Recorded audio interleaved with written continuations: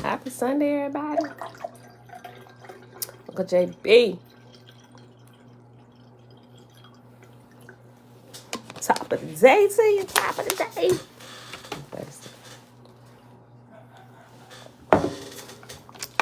All right, beautiful people.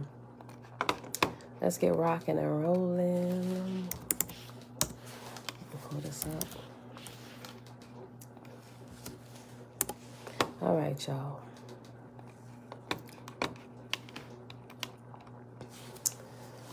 Sup.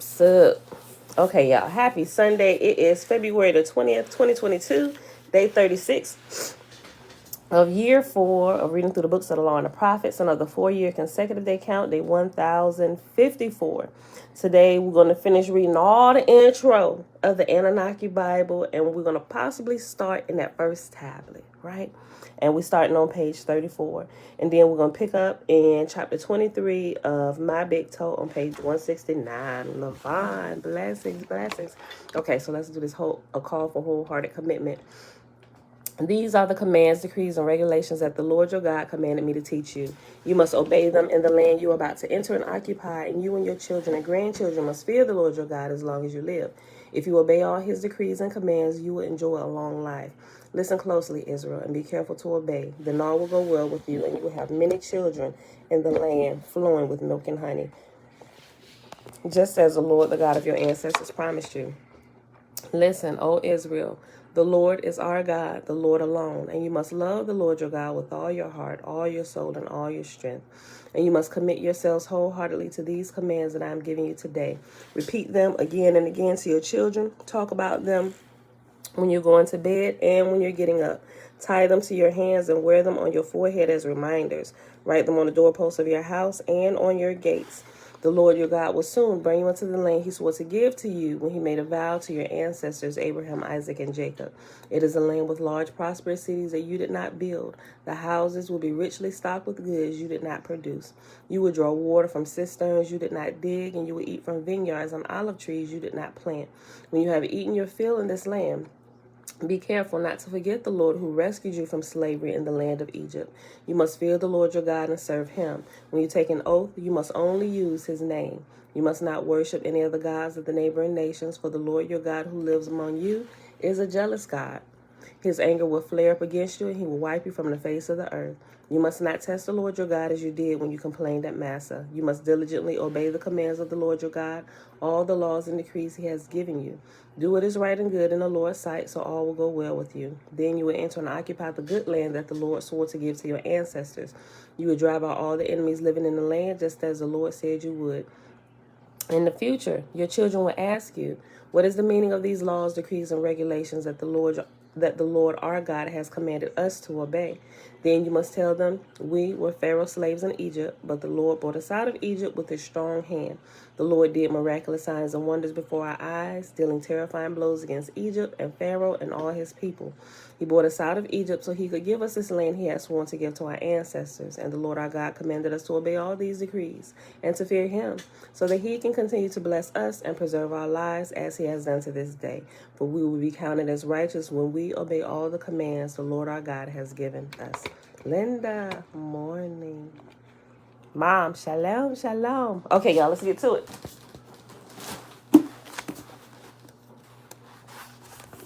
Page 34.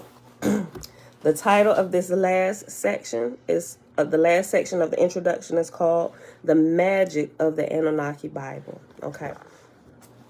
The practical means of attracting and working with these ancient energy currents is, in some ways, open to interpretation, as some prefer to work solely from within their astral body to conduct mystical or metaphysical work, while others find that incorporating ritualistic ceremonial elements dramatized in the physical world are more effective for them. Too often, seekers become overly concerned by ritual application performance specifics. It should be understood that ritual aspects of the work are not nearly as important for success as adherence to the 3 keys of practicum outlined prior. The video froze, Levon. Did it freeze? Can y'all see me on YouTube? She said the video froze. Did we freeze? Before I go any further, am I frozen on YouTube? Yours is fine? Okay, so it might just be Levon's. Did you go out and come back in, Levon? You're back? Okay, cool. I think it was just yours because my mom said hers was fine. Okay.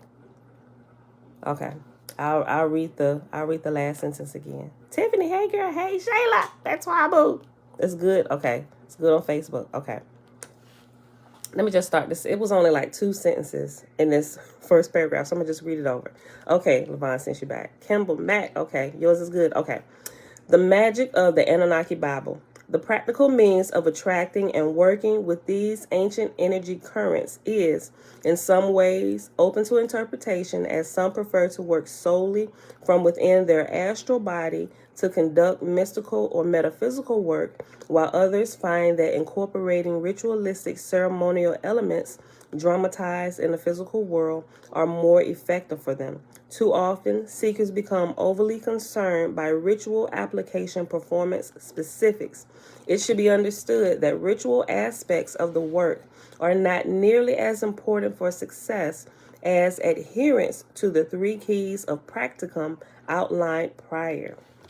Alicia, yeah. Okay, the ladder of lights. The Babylonian ladder of lights, or Babili stairway of the gods, is actually a pre-Semitic origin of the more commonly known Kabbalah. The primary trinity composes the supernal triangle, Anu, which is 1, Enlil, which is 2, and Enki, which is 3. Trina, hey girl, hey. So this trinity that we see now in Christianity, what they call it, the Father, Son, and the Holy Spirit, they pulled that from ancient Sumerian text, which actually consisted of Anu, Enki, and Enlil. Okay, I'll go back and read it again. The Babylonian ladder of lights, or Babili stairway of the gods, is actually a pre-Semitic origin of the more commonly known Kabbalah. The primary trinity composes the supernal, super plus NAL, supernal triangle, Anu 1, Enlil 2, and Enki 3. These Sumerian forces are not typically encountered directly in the gate system and are instead petitioned via the younger Anunnaki elder gods of the Babylonian Stargate pantheon.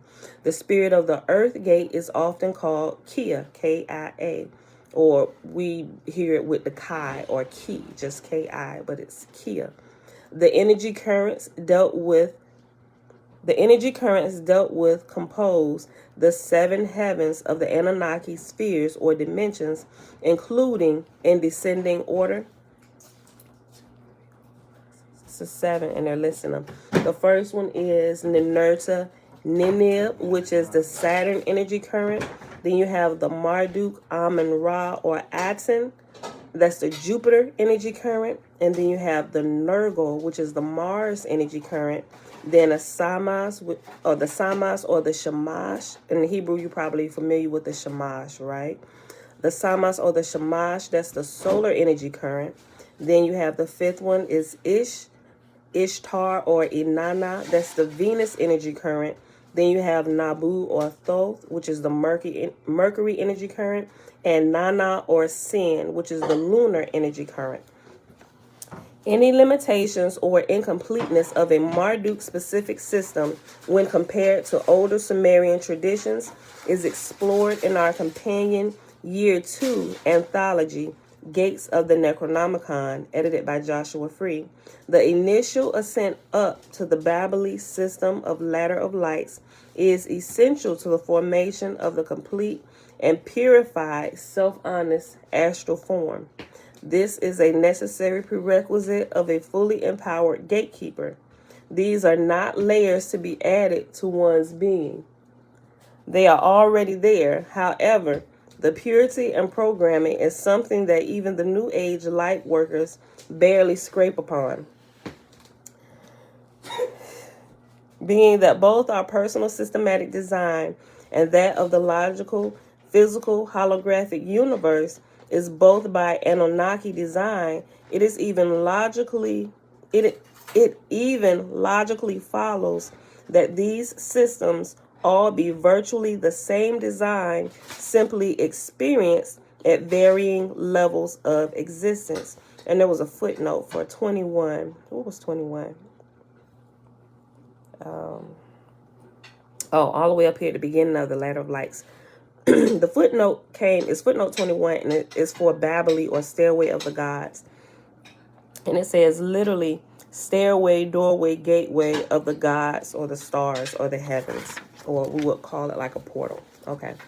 The same currents can be found in all perceived levels of existence, both spiritual and physical, showing they are all the same entangled system at the core, but refracted outward to create multiple levels compounding on one another.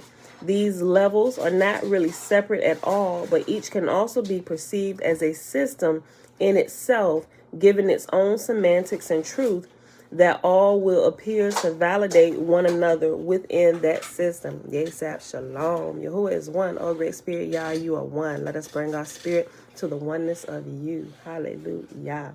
Okay. This one we should be familiar with some of this stuff as we're some of us are having out-of-body experiences on purpose. Okay, so this next section is entitled The Astral Body of Light. This is pretty cool. Like, I didn't even know that this was in here because I just kind of flipped through. But we're going through that through my big toe. Everything just lines up like by itself. I don't purposely be trying to line this stuff up, y'all. Okay. The Astral Body of Light. The astral body or light body is the part of us that is energetically connected with the ether, astral, and fabric of the universe. The multiple layers that are perceived, often interpreted as color bands connected to chakras, are actually what binds us within the systematic gate existence of the physical universe. At the center of our being contains the divine spark of the source, that which is eternal and at the core of all vibration. Entering and activating the body of light within your conscious awareness regularly increases your mystical abilities and true understanding or experience, if you wish, and auric strength necessary for gatekeeping. Each time the light body is activated, it becomes easier to do so the next time. Each time the light body is activated, it becomes easier to do so the next time because you are becoming more consciously aware of it and your abilities. Okay, I think an extra word was added in there. Robert Betswablu. Okay, let me read that again. I'm going to read the whole little paragraph. The astral body or light body is a part of us that is energetically connected with the ether, astral, and fabric of the universe. The multiple layers that are perceived, often interpreted as color bands connected to chakras, are actually what binds us within the systematic gate existence of the physical universe. At the center of our being contains the divine spark of the source, that which is eternal and at the core of all vibration. Entering and activating the body of light within your conscious awareness regularly increases your mystical abilities and true understanding or experience, if you wish, and auric strength necessary for gatekeeping. Each time the light body is activated, it becomes easier to do. So the next time you are becoming more consciously aware of it and your abilities. Initially, entering the body of light is, as the mystic masters of the past have expressed, a matter of visualization or concentration and intention or willpower. The proper use of these faculties is what composes all metaphysical pursuits in spite of what outer form they may carry.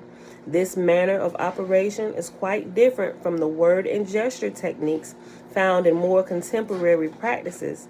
These may be more effectively executed once the operator is operating from within the light body. Be sure that you are comfortable in your environment and properly prepared and purified as your internal set. Anything that is not helping you reach your goal should be removed as a distraction. While there are many means of accessing the body of light, one which has proven effective begins by focusing all your awareness as a ball of light in your feet, drawing this energy up from the ground beneath you and essentially the unnamed, unmentioned, unnumbered earth gate, slowly bringing this light and awareness through your entire body as you perform progressive muscle relaxation coupled with regulatory breathing.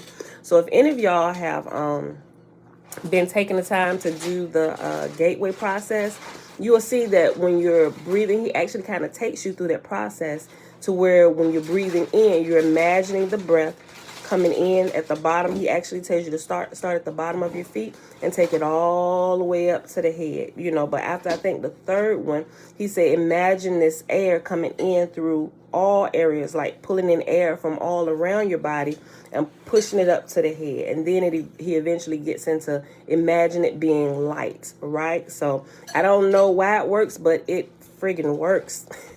And it relaxes the body and everything. But I would recommend, if you're planning on going out of the body, make sure you handle all things. Make sure everything is nice and quiet. Clearly, if you've been doing it and you've had distractions or noise around you, it'll knock you out and you won't seem to be able to lift off. But also make sure you empty your bladder, right? Make sure, like he does it. People can do it sitting down, but he recommends that you lay down. And I was looking at some meditation postures and stuff, and laying down on your back is actually a good one because it keeps your spine straight. Whenever you're meditating, you just need to make sure whatever position that you're in, you're comfortable and your spine is straight, So the best way that they found to do it, especially for novices or those who are just starting to learn how to do it, is better that you just lay down because it'll ensure that the spine stays straight. But you need to also make sure you're not laying on your arm or anything or in any kind of uncomfortable position, because if one of your members fall asleep, it's going to snatch you back to the present, right? So just a little, little nuggets for you. Okay, the next section is the Astral Stargates. 7 key thresholds are encountered when the practitioner is rising on the planes of the ladder of lights. To be sure, Mardukite Chamberlains determined that seals of these stargates, given within the Simonian interpretation, have proven effective, though they appear to have been added later in the tradition and do not match the simplicity of those found in ancient Mesopotamian tradition. While pragmatic ceremonialists can certainly benefit from inscribing signs in the ground or on boards and banners, it should be understood that these acts are performed in addition to the constructive visualization and astral work conducted, and not as replacements for these non-material efforts. Whether they are maliciously malignant, actively seeking to enslave us away from the source, or simply have a mission of radical earth change that is beyond moral comprehension of mortals, that the threshold or pass not ring that extends beyond the seventh veil and is actually connected to a between zone near the sixth veil is sometimes referred to as the gate to the outside. And when coupled with the unnumbered earth gate, the mind seeks immediately to further separate this additional faucet as a mysterious ninth gate. This is defined in Arcanum by Joshua Free as, and it's quote, a barrier that separates time-space of Earth planet from the malignant primordial forces that are locked out. This gate operates independently of the others found along the ladder of lights. Using the elder sign, Marduk sealed the gate from our side, where a race of earthborn could be selected to keep watch over the gate, which is the mystery tradition presented in the Necronomicon. end quote. And it has reference 22 for Arcanum, The Great Magical Arcanum by Joshua Free, the 10th anniversary edition. All right, so it's talking about, I guess in the church world, we would call it like the angels who have been locked under the earth and ice, or however, the ones that have been locked away until the day of judgment, right? It's talking about those primordial forces. And that's probably not the best definition for that, but that's what it's referring to, right? And I think CERN is I think that's part of the forces that CERN wants, the scientists who work at CERN are trying to unlock so they can like roam free, right? Those primordial forces, or people say they trying to let Satan in, but it's the primordial creation forces. And some of those are not forces that you need to be unleashed all the time, right? Those are like the dragons of power that they don't need to be out all the time. We don't need that all the time. You need to bring them in at specific times, but not all the time, because it'll be complete chaos. Audrey, shalom, shalom. Okay. I know. I saw it. I'm going to look at it in a little while. Yeah. I got you. I saw it come up. I actually sent it to myself to watch last week, but I didn't. So, but now that you didn't send it to me, and I know I haven't said anything to you, I probably need to watch it, but I'm going to watch it in a little while. I got a few things I got to watch today. Is Bobby Hemmett? It's like, I could watch all his videos and be good, right? Yeah, you know, but he has a certain attitude about himself. So don't just learn how to separate. Take what you need. You don't need to take everything, because a lot of his personality is in there, and it's cool the way he convey his messages. But just, you know, he speaks the truth. You know, I can decipher between good and bad stuff most of the time. Huh? It sounds like Bobby Hemmett is dead because of how old. No, he's not dead. No, I know the track. I know. I done searched into it. He's alive. I actually think it's him that's uploading the stuff to Sirius Media, the channel, because in those old videos he mentions that channel. But I did a little bit of research. He actually had a heart attack some years back, but he's actually fully recovered like 3 years ago. But he's alive. Homie was like barely noticed. Yeah, he keep it a low profile on purpose. Yeah. Okay, let me finish this. We'll talk about it. Probably. Okay. An important key to remember when dealing with the nature of the Anunnaki dimensions is that our world is really encompassed by one singular and unifying dimension of all, or all as one, equated to equal and one with the divine spark of the eternal source. However, the mind-body system has been fashioned with several shells or layers that are perceived as separate based on a perspective of the ego, which is programmed to separate all things into parts, beginning with the I, not the I monad, mundanely what I am versus what I am not. The astral equation is usually the part of the system, whether it be the Simonian or even Enochian magic, that seems to separate the bookshelf sorcerers. Oh, that's gonna be our title. Bookshelf sorcerers. Hold on. Where's my pen? It's gotta be in our title today. Because I flipped through and found my underlines. Hold on. Bookshelf sorcerers. Okay. The astral equation is usually the part of the system, whether it be the Simonian or even Enochian magic, that seems to separate the bookshelf sorcerers and the armchair wizards, almost like Facebook thugs or Facebook gangsters, right? I don't start the sentence over again. The astral equation is usually the part of the system, whether it be the Simonian or even Enochian magic, that seems to separate the bookshelf sorcerers and the armchair wizards from the successful and dedicated seekers. That would be us, the successful and dedicated seekers. At least I would think that's us, right? I would hope so. I'm sincere. This is not necessarily due to a lack of dedication, but to a lack of pure learning, truth thinking, and overcoming bad habits and self-doubt and frustration concerning such efforts. Secondly, The astral is something that we all innately share ties to as a part of our natural state. Therefore, accessing it should not be seen so much as a thing to do, rather it is a thing to be. In the physical world, you are programmed to have a sensory stimulus response with the most basic and lowest functioning vibrations possible. Many of them are beautiful, and the more natural they are, the higher the vibrations seem to be. And yet still, all that exists in the physical is but a mere shadow or mirage of light bent across the screen for your perceptions. When you can patiently learn to adjust your spirit vision to see through the flickering lights of the physical, then you are ready to step through the portal. Stepping through the portal. I know I can't fit all this. I'm going to figure it out for the title today. Stepping through the portal is the next section.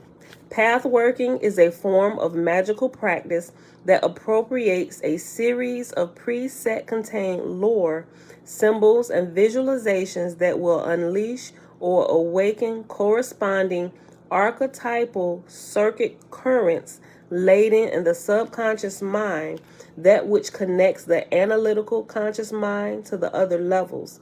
These have all been placed there to perfect what Gnostics call the great deception of the physical demiurge. That's crazy. My son literally just sent me a video that has the demiurge in it. He said, watch this. Okay. That was my son just standing over here talking to me a few minutes ago, asking did I watch it.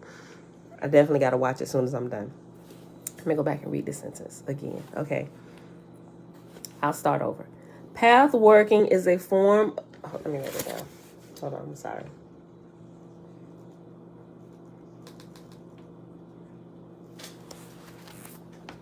Pathworking is a form of magical practice that appropriates a series of preset, self-contained lore, systems, and visualizations that will unleash or awaken corresponding archetypal circuit currents laden in the subconscious mind, that which connects the analytical conscious mind to the other levels. These have all been placed there to perfect what Gnostics call the great deception of the physical demiurge. And it's a reference 23 at the bottom. And the reference says, a being often equated as God in religion. Okay, hold on. Okay, physical demiurge. I think that's what this... Okay. Yeah, well, it may not be physical. It could just be demiurge. Okay. Demiurge. A being often equated as God in religion, but who artificially created this material existence as a separation from the spiritual existence or the all as one source. We are then enslaved to an existence in the realm of lights, the 7 colors, rays, or currents projected on the screen that is the reality of our material awareness. Okay. I'm gonna go back up. I'm gonna do a little bit more research into that, and I think that's probably what that video is about. And you know how what I think this is saying. Don't take this 100%, but what I think this is saying based on what I know now. You know how people say that this whole world that we live in is like a matrix. Now, only because I have been practicing going out of the body, I can understand people who are saying that and who says that the spiritual realm is more real than this realm.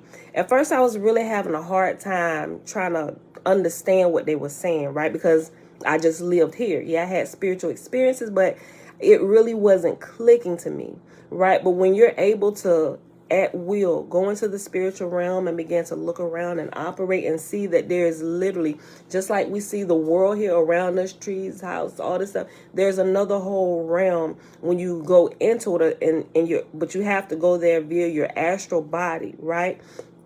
All those that die and leave here go there via their astral body or their spirit, and then they enter into that realm. Some will come back and come through here again through the matrix of a new mother, right? They'll be born again here to try and perfect and learn what they didn't learn the last time or the last few times.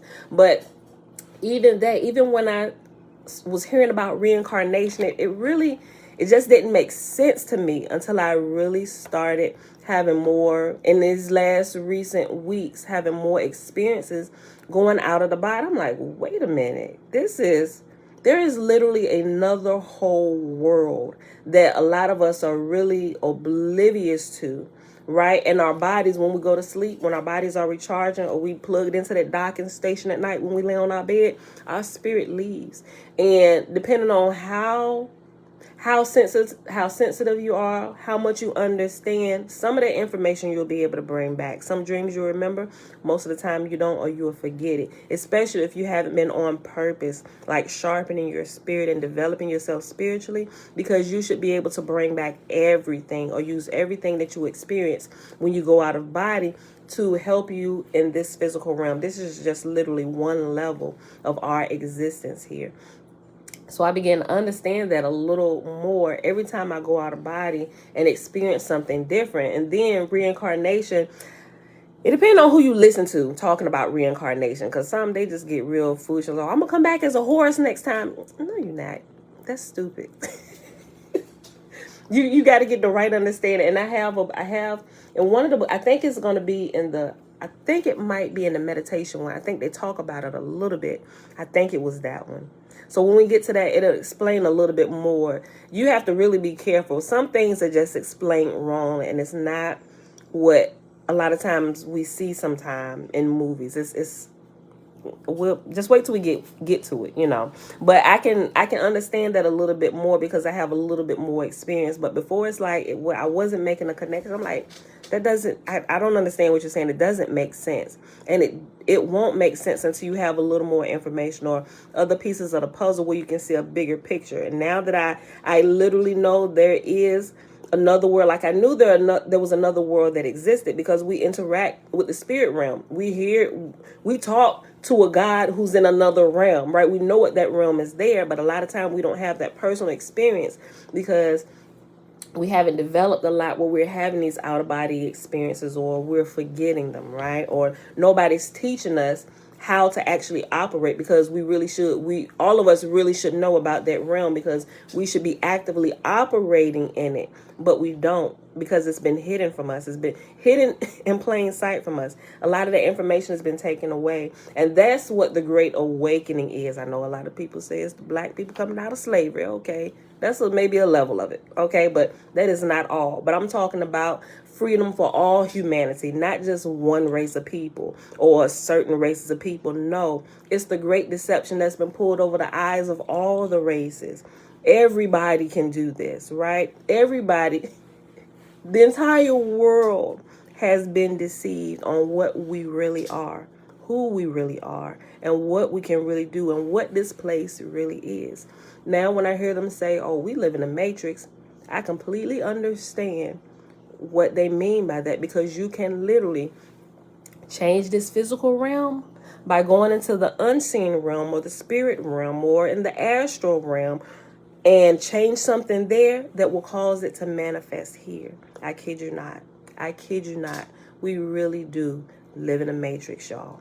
It literally can be changed. Okay. Before I get too far into that, we'll get more into it. But that's why I'm like, y'all, I keep asking y'all, have y'all been, how's your meditation coming along? Anybody went out of body yet?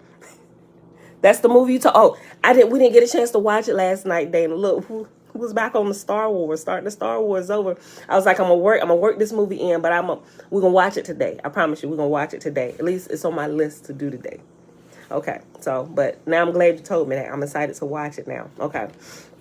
Let me go back. Okay. Oh, I didn't get past this first one. Okay, let me go back.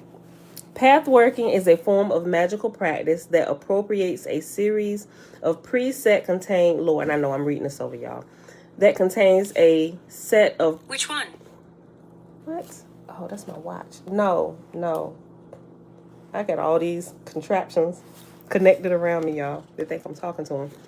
Pathworking is a form of magical practice that appropriates a series of preset self-contained lore, systems, and visualizations that will unleash or awaken corresponding archetypal circuit currents laden in the subconscious mind that connects the analytical conscious mind to the other levels. These have all been placed there to perfect what Gnostics called the great deception of the physical demiurge. The ancient currents tapped within this system are actually quite recognizable when compared to related Kabbalistic and planetary associations.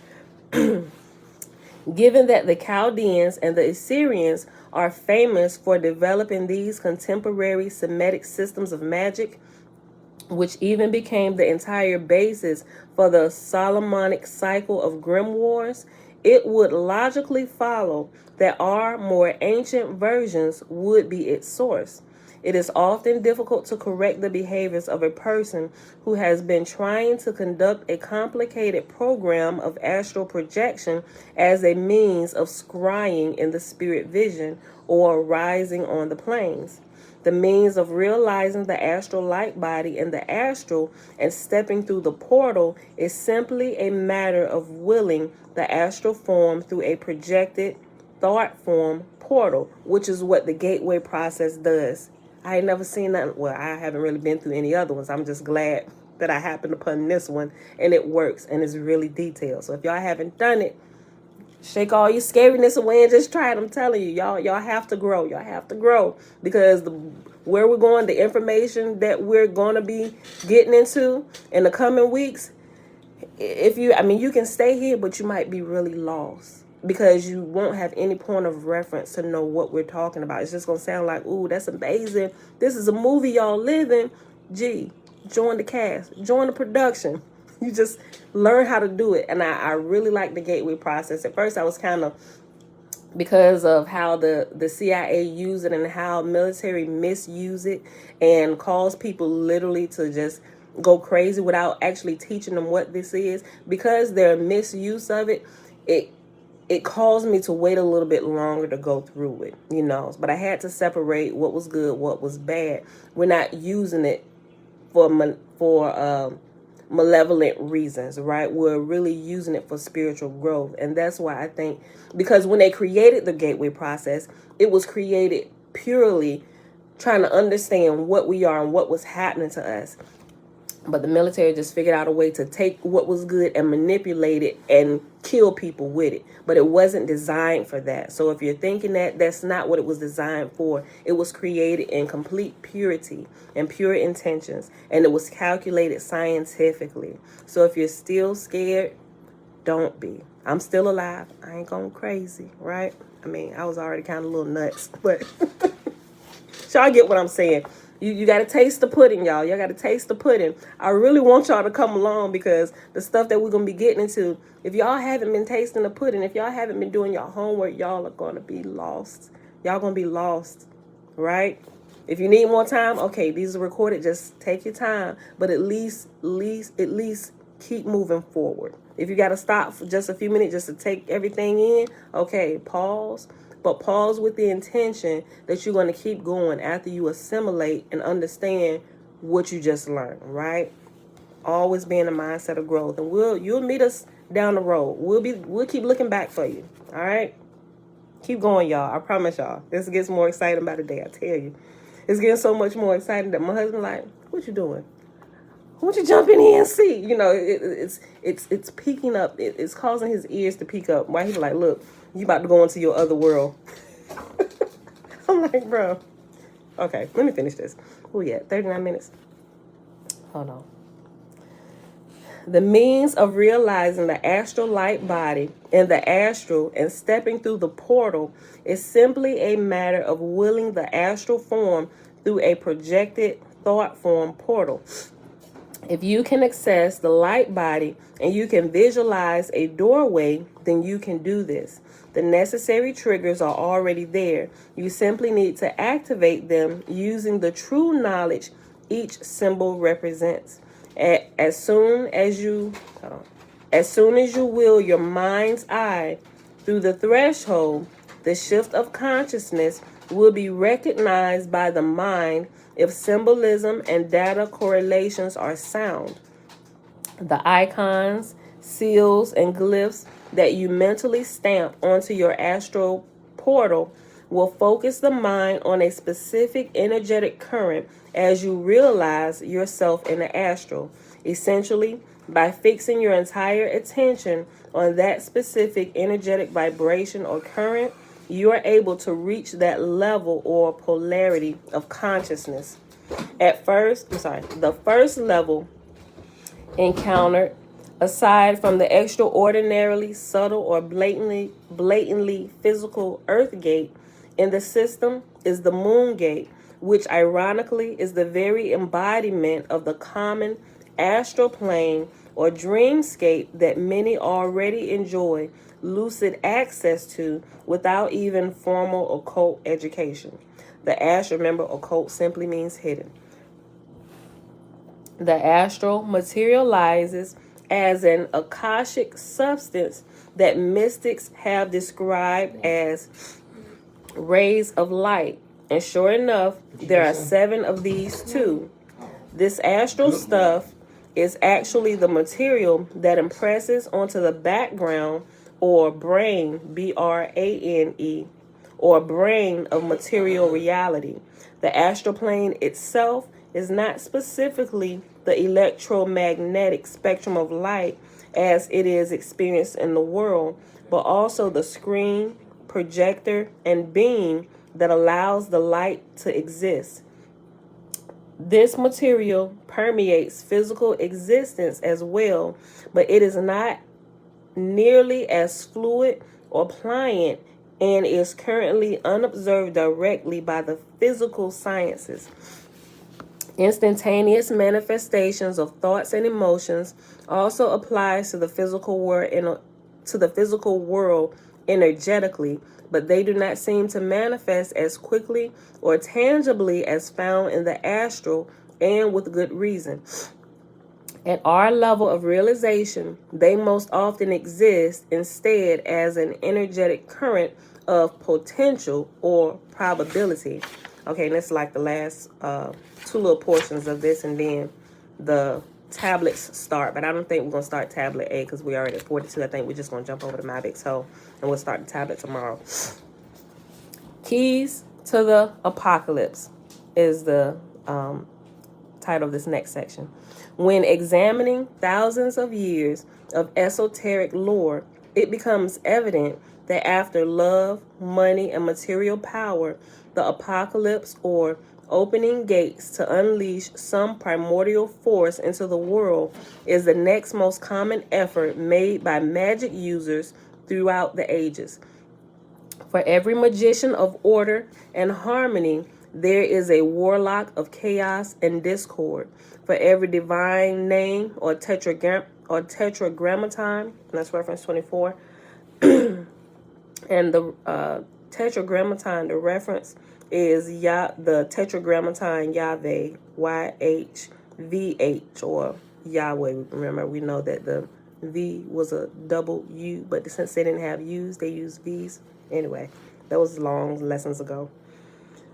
And it says the YHVH, the tetragrammaton, or fourfold unspeakable name of God, as observed in the Judeo-Christian mysticism and the Semitic Hebrew Kabbalah, derived from Babylon.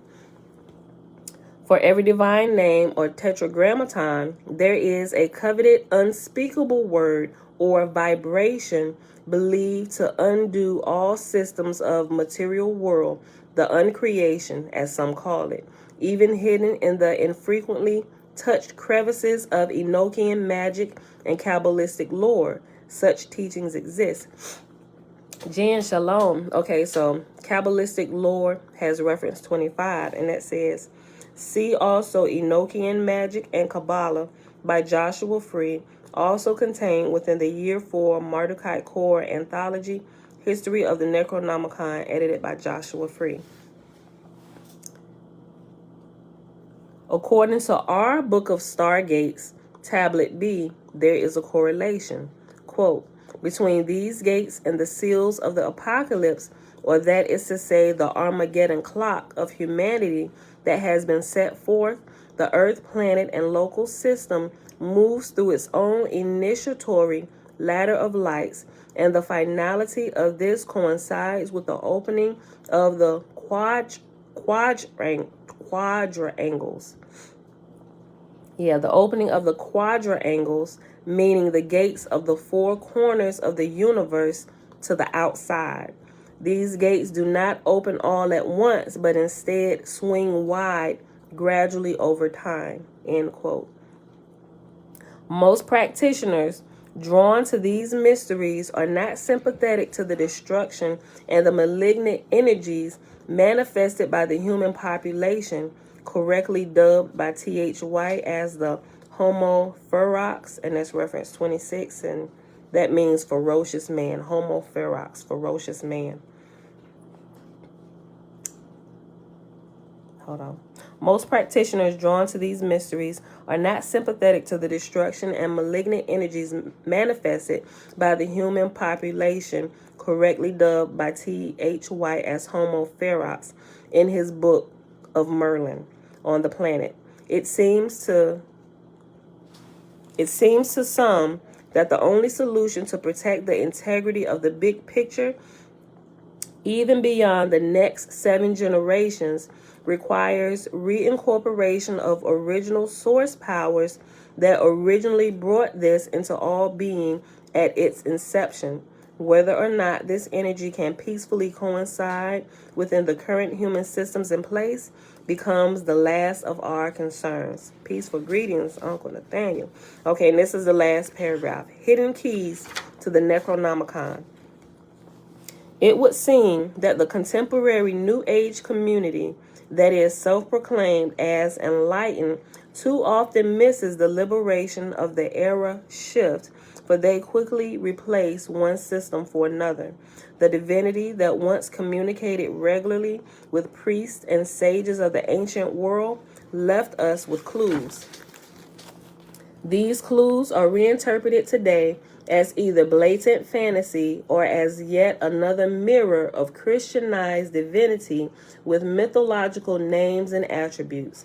The more effective ritualists and wizards of the current era have not succumbed to the same when discussing matters of gods and spirits. Consider the words of Aleister Crowley. This dude. Okay, I'm going to quit rolling my eyes. Quote, "My observations of the universe convinces me that there are beings of intelligence and power of a far higher quality than anything we can conceive of as human, and that the one and only chance for mankind to advance as a whole is for individuals to make contact with these beings." End quote. Quite different than the average New Ager's perspective of the spirit world. Discarnate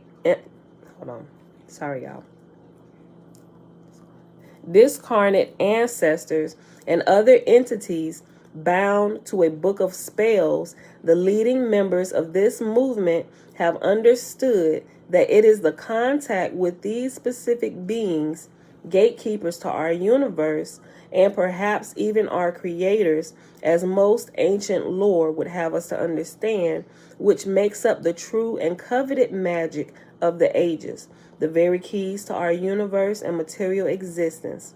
Kenneth Grant offers, quote, "There have been oblique and guarded references to a grimoire containing instructions for establishing rapport with denizens of other worlds, other dimensions, other space. For years, it is no exaggeration to say that many of today's creative occultists have been influenced not by the presence of the Necronomicon, but by its absence." End quote. What has been described as physical stargates to some become interpreted as astral impressions to others. They are essentially accessed by consciousness via the light body journeys and astral work conducted in self-honesty. Grant explains the purpose as approaching the gateways between witch and humanity.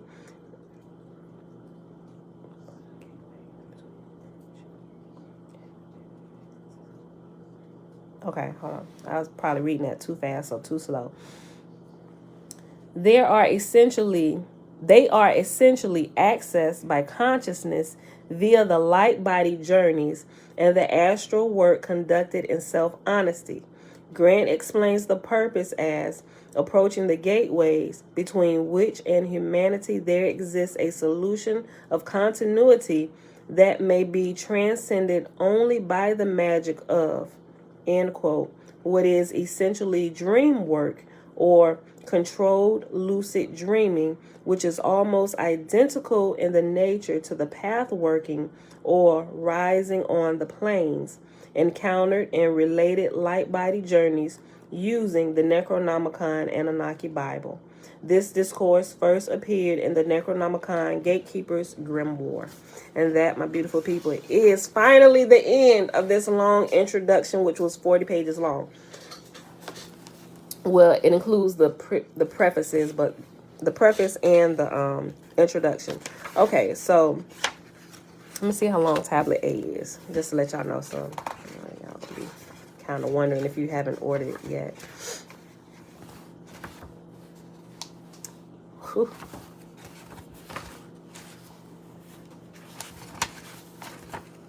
I'm looking at some of the little small titles.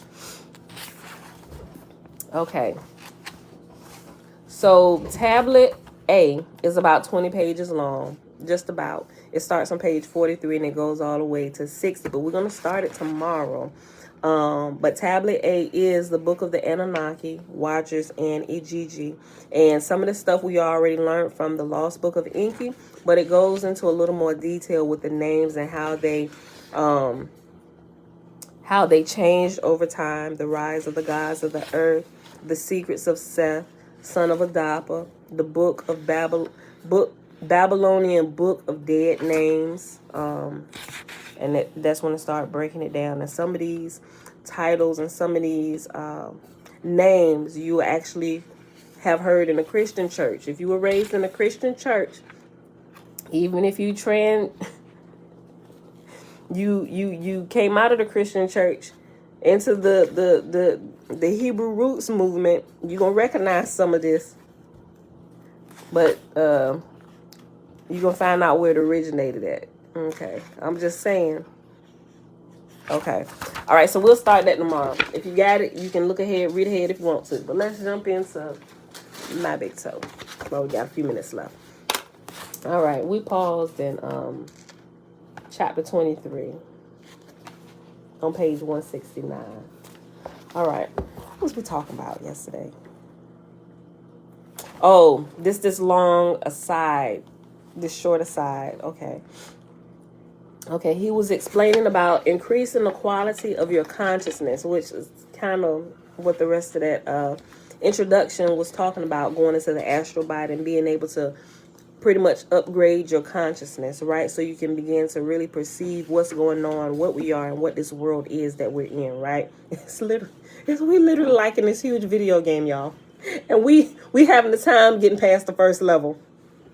Okay, so now we got a few cheat codes. We got to go through and make sure we understand it, right? Okay. So where we stopped, I'm going to go back and reread these previous 3 sentences, and then we're just going to keep going. And let me see. I'm going to try and finish this. I'm going to try and finish it. It's Sunday. I'm going to finish it. Okay. Pay attention, y'all. Okay. Practicing some form of meditation to effect external change, gain paranormal abilities, placate the guilt of doing nothing, or simply because you think you should, is analogous to a carpenter trying to build cabinets while holding the screwdriver and hammer by the wrong ends. All the pieces are there, but the execution is flawed. Make the required internal changes and the measurable external changes will occur on their own. You have to grab the screwdriver and the hammer by the wooden end, or you will become or you will come to the erroneous conclusion that they are useless tools that only someone else can effectively use. Or, more arrogantly, that nobody could use such stupid tools, that cabinets are a logical impossibility, and that all carpenters are delusional frauds and fools. You must realize that you cannot modify being merely by taking physical action within the local physical reality. Westerners have a particularly difficult time understanding this fact and often feel helpless without a way to compel results from the outside.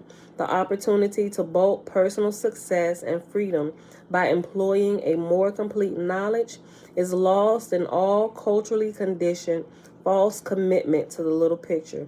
Belief traps are bigger problems than most of us think they are, right? And one of the biggest belief traps that some of our brethren is still caught in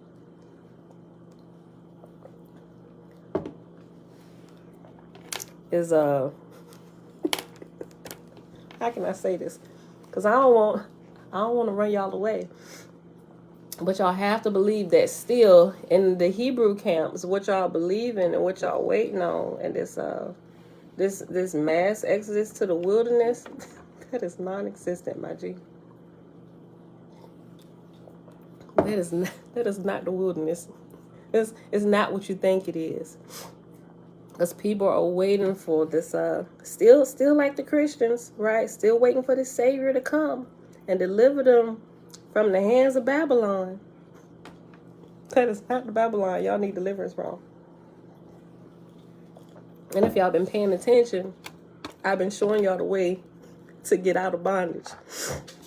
Okay, just let that sink down in your shanada. It ain't got nothing to do with color, or who you were born, or what card you got assigned when you came into this level.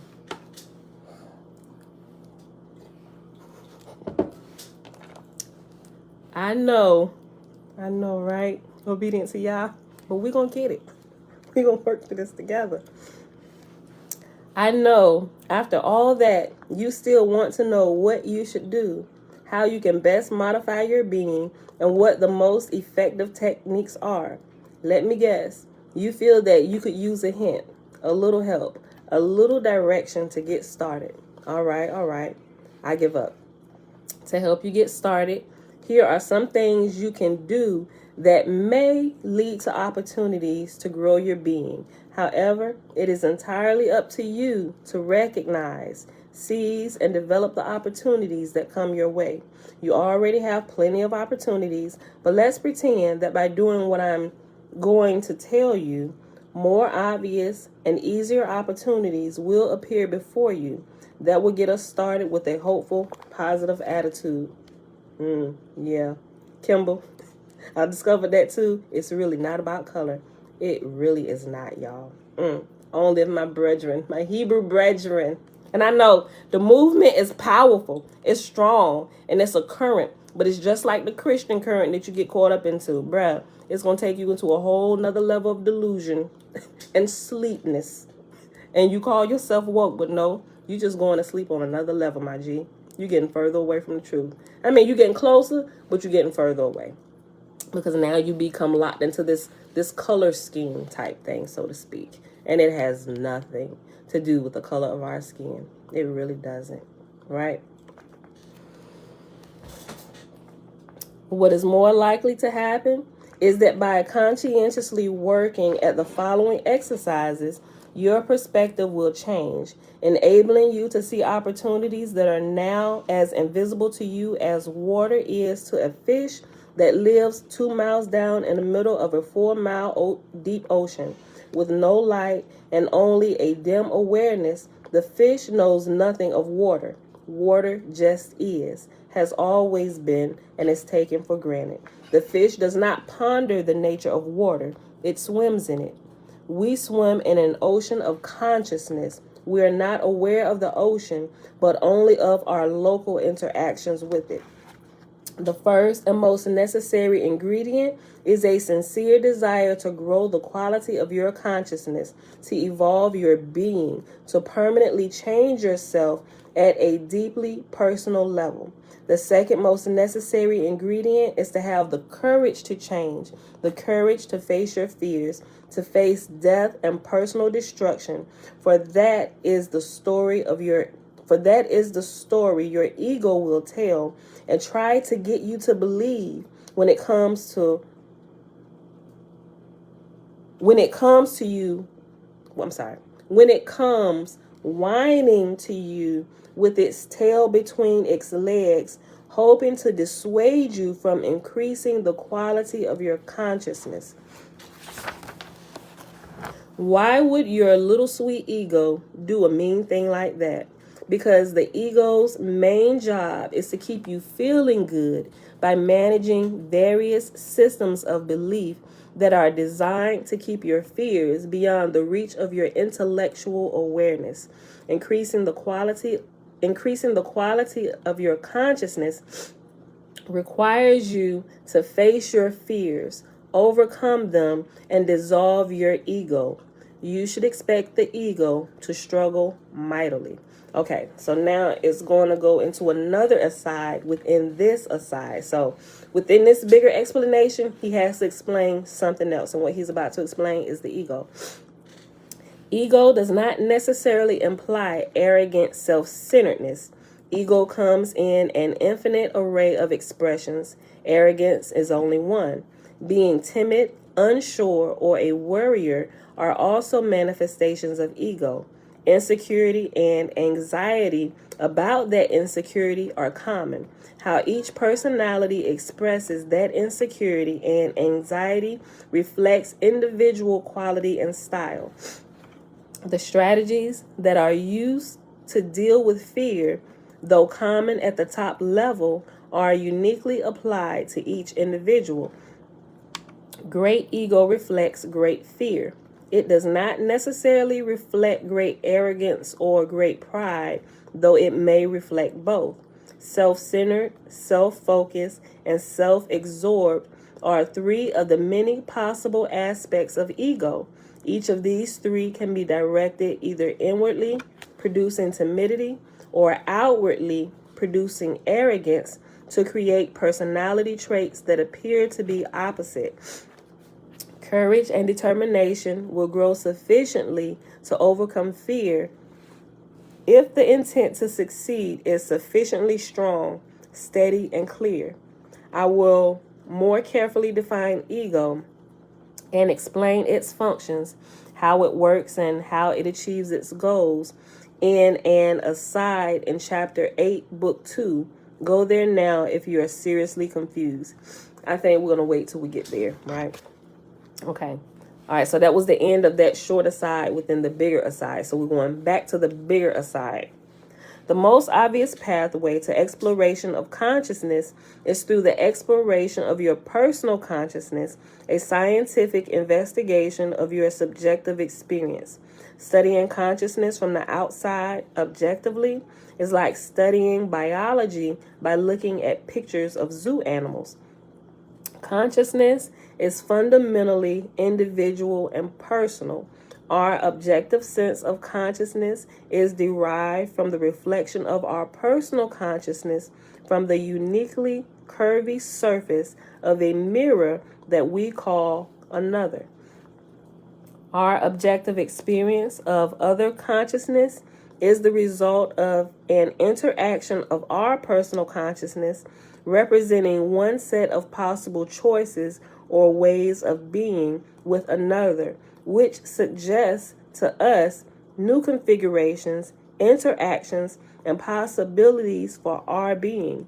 We project our awareness of consciousness into other, define the nature of other in terms of ourselves, and thus see only a reflection of ourselves in the mirror of interaction with other. To preserve the symmetry of interaction, we serve as a uniquely shaped mirror in which others can see themselves reflected in challenging new ways. Within this funhouse hall of interactive mirrors, your consciousness is a singular actor. Opportunities for change arise, choices are made, reality is actualized, and progress or regression in terms of personal growth is achieved. Your conscious awareness defines your personal reality. There are as many different shades and levels of personal reality as there are of personal awareness.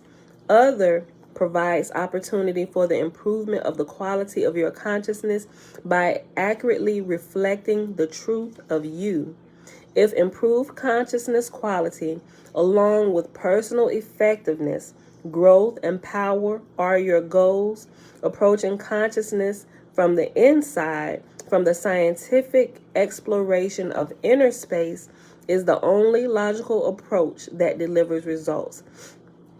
An approach from the outside will limit you to collecting the facts about the shadow that consciousness projects upon the wall of physical matter reality. We project our personal consciousness onto the field of action of a multiplayer, interactive reality game whose point is our individual growth and learning. Let me read that again. We project our personal consciousness onto the field of action of a multiplayer, interactive reality game whose point is our individual growth and learning. So all of us are interactive players of this multiplayer reality game, right? And our goal playing this game is our own personal growth to go to the next level. We keep ascending in levels. So it's time to meet the big boss. We got a long time before we meet the big boss. Some of us probably ain't even really heard the big boss for real. It's just help coming from other levels, trying to get your attention. Look, girl, do this, do that. Go here. Oh, she ain't paying attention. What are you doing? That's what I really think it is. It's help from other levels that's trying to help us at lower levels. And we thinking that, God, is that you?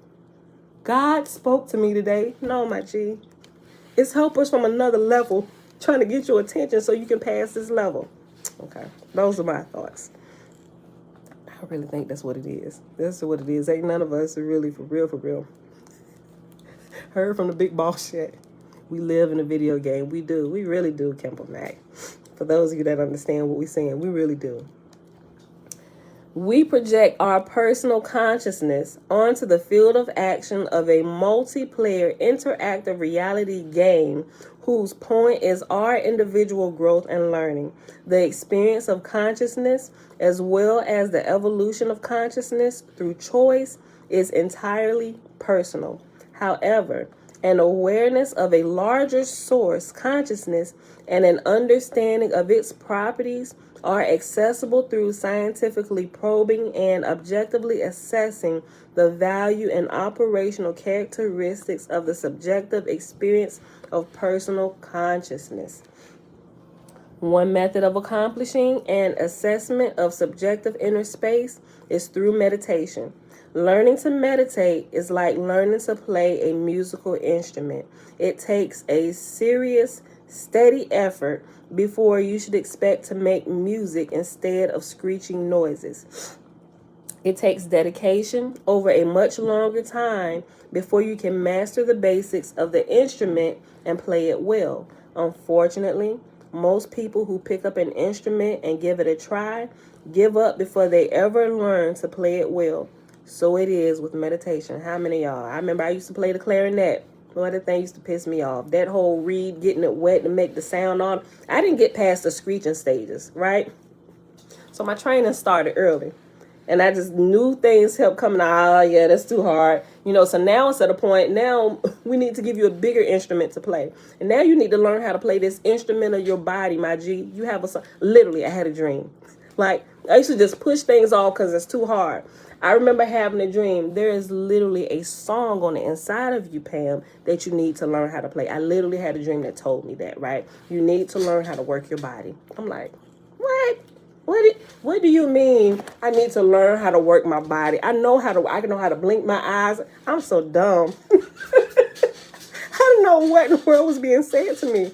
Like, girl, you probably the most ignorant piece of creation we got here. Now I see what was being said to me in my dreams. I'm like, oh, snap. I literally do have like this energy frequency sound that comes from me. I'm like, oh, snap. This is pretty cool. Maybe if I would have given my time earlier in life just to learn how to play the freaking clarinet, right? The principles would have kicked in early in life, and I wouldn't be so silly today, right? Maybe not. But I don't know. But now I kind of understand just a little bit. Just a little bit. I gotta get my whole life together. Hey, babe. You back again? What you talking about? I'm talking about learning to play the clarinet. Let it go, man. All this stuff around this house that you don't even finish yet. Leave it alone. Look, I was just talking about myself, okay? That's what I'm saying. You just can't. Look, here you go. You got all this stuff around this house. You ain't finished. Like, come on, man. It's like a... Hey, listen, I'm growing. Stop being a teacher of many, but a master of none. Listen, I know that. I just already put myself out here, okay? Now I'm learning how to play the instrument. You don't put yourself out there. You don't give people the whole truth. What whole truth? Give in part. What I just tell y'all? No, what I just tell y'all? Didn't I just say y'all was probably like, she probably the ignorantest piece of creation we get out here right now? I just put myself out there on blast. I really did. I just told them that. Yeah. I'd be pushing things. Didn't I just tell y'all that? I just be pushing things off. And I do. I got all kind of instruments in this house. Got a whole damn band in here. Dang. One man band. I realize that about myself now, right? So I'm like, okay, man, I got to get this together. Okay, so now, yeah. Okay. What was I at? Hold on. Okay. I don't think we're going to get through all of this, y'all, because there's still a few more pages, and we at, we only had an hour and 11 minutes. This is pretty long, though. It goes to page 180, and we just on 171. Let me see. Let me finish reading these last couple paragraphs, and we'll stop on this next page.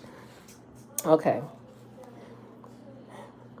Hold on. Okay. I'm going to just read this over. One method of accomplishing an assessment of subjective inner space is through meditation.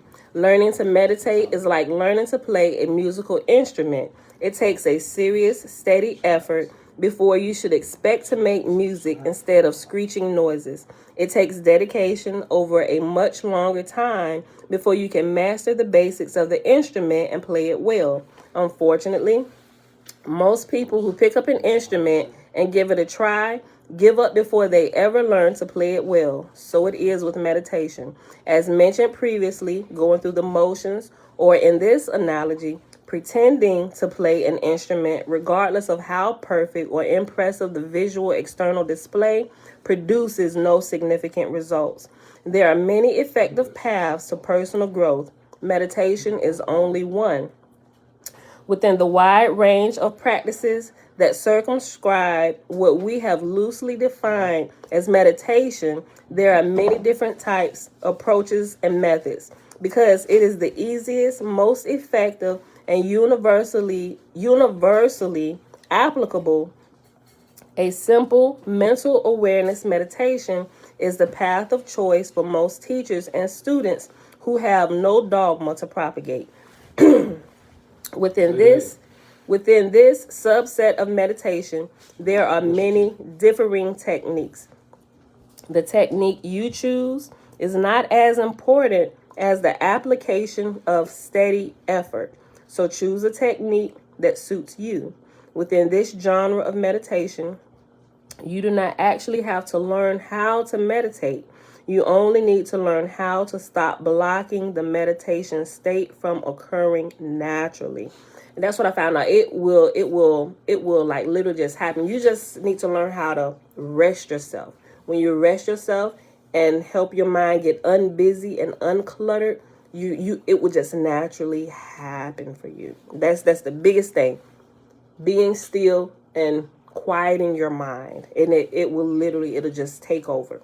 It'll do what it was designed to do.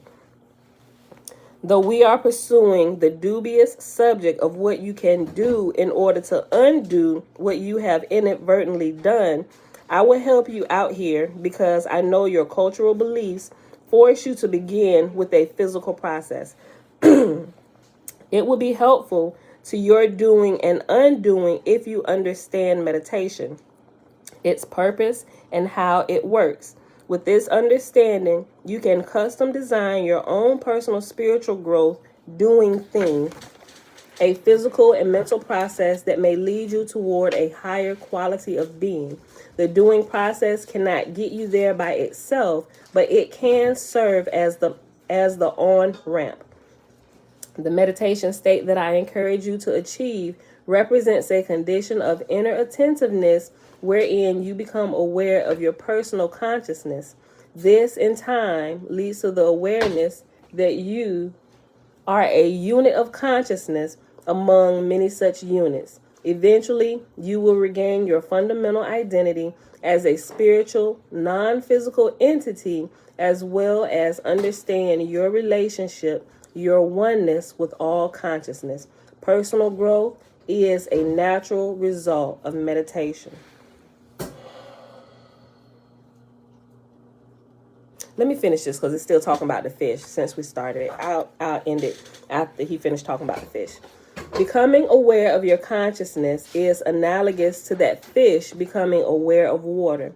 The fish is aware only of its interaction with water. It experiences water through doing, through action, through its objective causal interactions with water. Yet water has existence and significance in its own right beyond the interactions of that and other fish. To become aware of water, one must differentiate between water and a subset of the properties of water. The fish is aware of only the latter. The fish experiences water only in terms of its limited experience. Its experiences variations.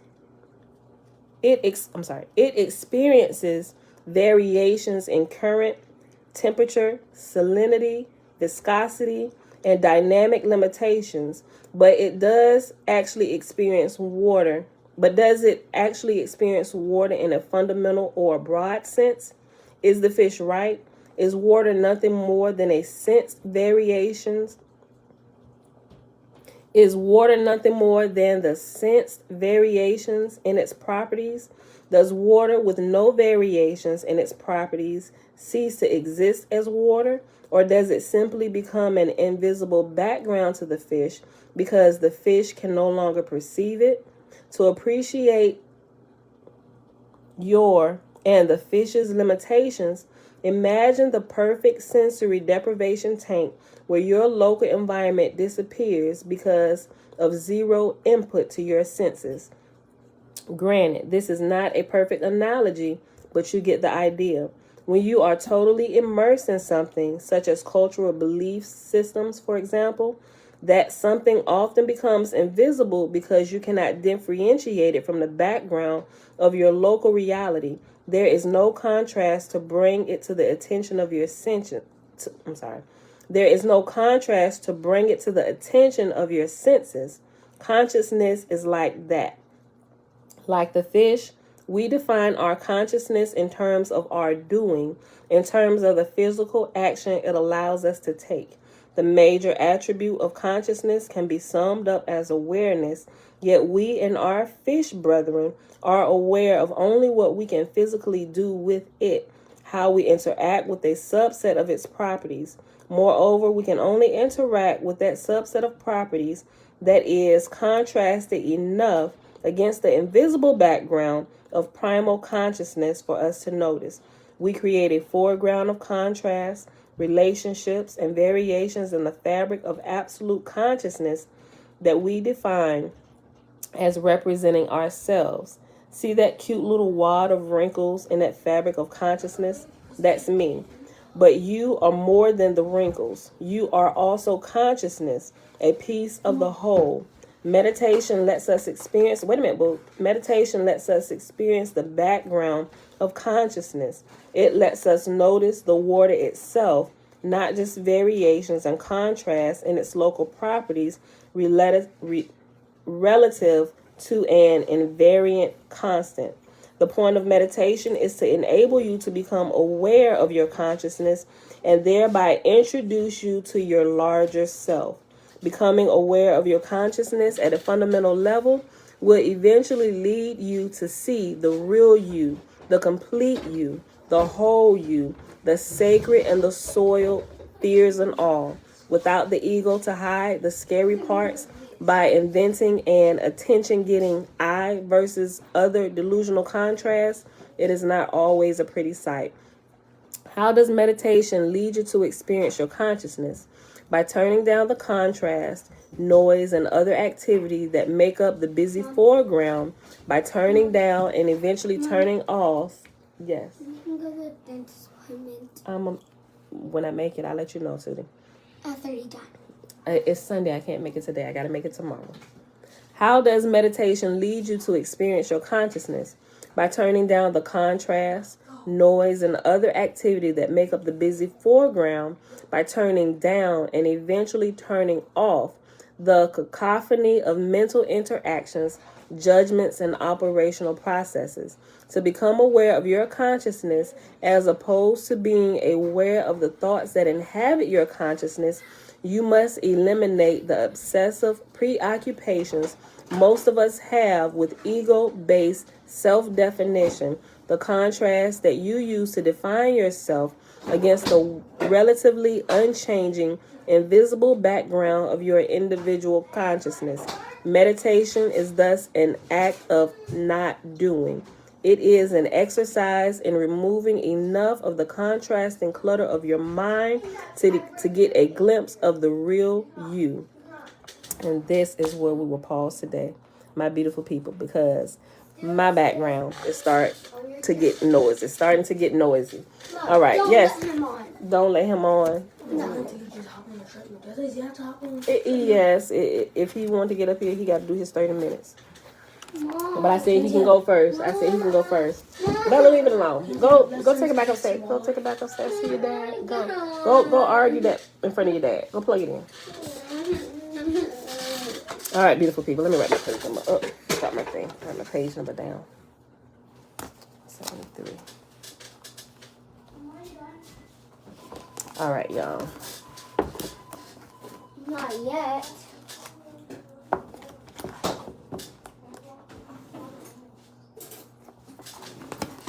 Okay. All right, y'all. Thank y'all for hanging out with me on this lovely Sunday. It is February the 20th, 2022. Hold on, Pootie. Day 36 of year 4 of reading through the books of the Law and the Prophets. Another 4-year consecutive day count. Day 1054. We finished reading the introduction of the Complete Annunaki Bible, pages 34 through 41. And we just finished reading a little bit more of chapter 23 of My Big Toe, pages 169 to page 173. All right, y'all. I hope this was helpful for y'all today.